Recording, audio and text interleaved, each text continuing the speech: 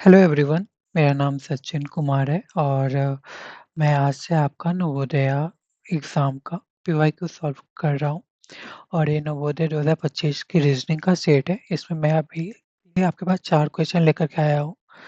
The question is for odd one out मतलब 4 option है, उसमें से 3 ऑप्शंस कहीं न कहीं सिमिलर है, चौथा ऑप्शन आपके पास डिफरेंट है, आपको वही फाइंड करना है। तो हम पहला क्वेश्चन से चलते हैं।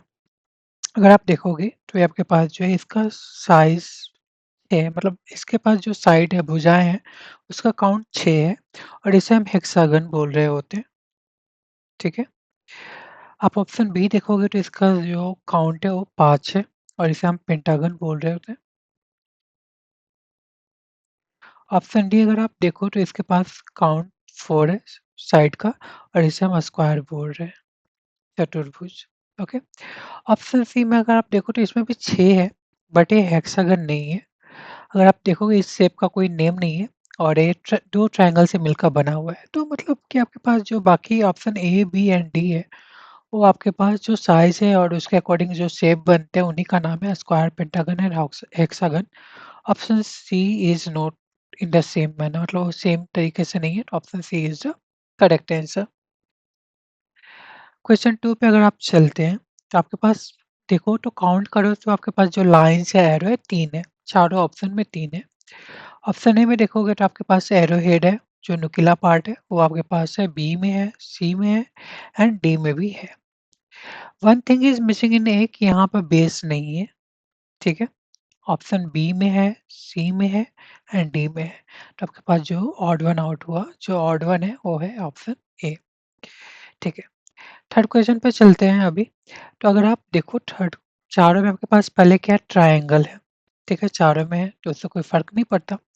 आप देखोगे ऑप्शन ए में तो जब ए अगर आप ए भुजा लोगे, ए साइड लोगे तो इसके समानांतर ए लाइन्स है, इसके पैरेलली ए लाइन्स है, ठीक है? ऑप्शन बी में देखो तो आप ए भुजा लो, उसके पैरेलली ये सारी लाइन्स हैं। ऑप्शन डी में देखोगे तो आप ए भुजा लो और उसके पैरेलली लाइन्स हैं। ऑप्शन सी में चाहे आप ए भुजा लो या फिर ए या फिर ए, तीनों में से किसी के पैरेलल या समानांतर लाइन्स नहीं है, जैसा ऑप्शन ए, बी और डी में है। ठीक है? इसलिए ऑप्शन सी जो आपके पास अलग होगा। अब फोर्थ क्वेश्चन पे आते हैं। तो फोर्थ क्वेश्चन में आपके पास पहले तो एक रेक्टेंगल शेप दिया हुआ है चारों में, वो तो ठीक है। अगर आप देखो तो इसमें साइन है, पहले प्लस देख लेते हैं। तो ऑप्शन ए में प्लस साइन मिडिल में है, सेंटर में है, ठीक है, बीच में। बी में भी, सी में भी और डी में भी। तो प्लस से जो है आपके पास कोई फ़ायदा है नहीं, ठीक है।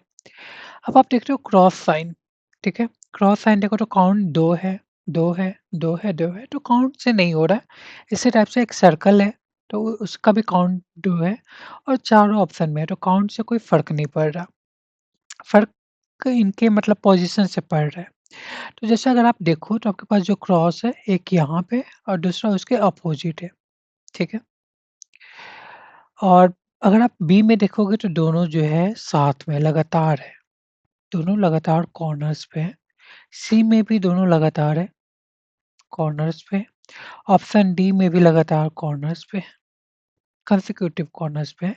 ऑप्शन ए में बोलोगे तो लगातार नहीं है, वो एक छोड़ करके है, मतलब यहाँ पे यहाँ पे क्रॉस का साइन है, उसके बाद क्रॉस का साइन है। 2 चीज़ आपके पास है, एक है कंसेक्यूटिव मतलब लगातार और दूसरा चीज़ होता है अल्टरनेट।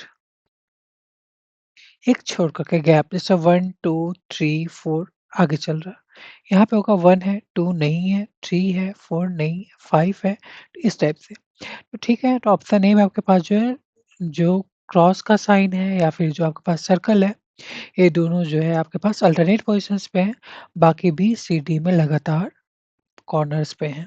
ठीक है?